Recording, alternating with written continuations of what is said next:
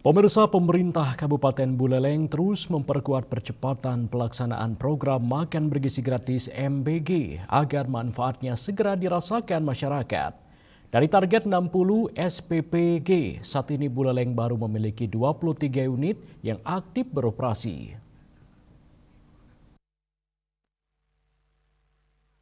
Selain percepatan, mutu dan keamanan pangan menjadi perhatian utama.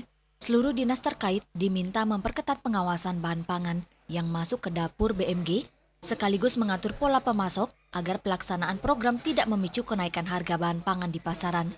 Program BMG juga diarahkan memberi dampak ekonomi nyata, pelibatan pelaku usaha dan pemasok lokal diharapkan mampu menggerakkan perekonomian daerah, membuka lapangan kerja, serta memperkuat ketahanan pangan lokal.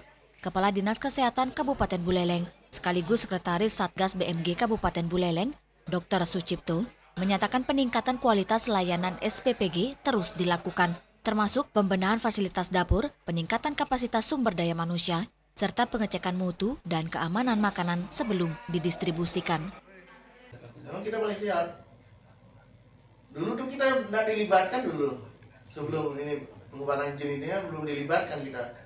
Karena setelah dilibatkan harus mengundang PTSP yang mengeluarkan izin sebenarnya. Kita nanti memberikan rekomendasi berdasarkan itu SLAS. Karena dari ini kan memang kita punya ini peran di situ ininya penerbitan. Tak hanya itu, paket BMG juga dievaluasi secara berkala agar kandungan gizi tetap sesuai kebutuhan sasaran. Untuk menjamin pemerataan layanan, pembangunan SPPG di wilayah terpencil terus didorong agar seluruh masyarakat Buleleng dapat menikmati manfaat program ini. Tia Seriuli, Bali TV.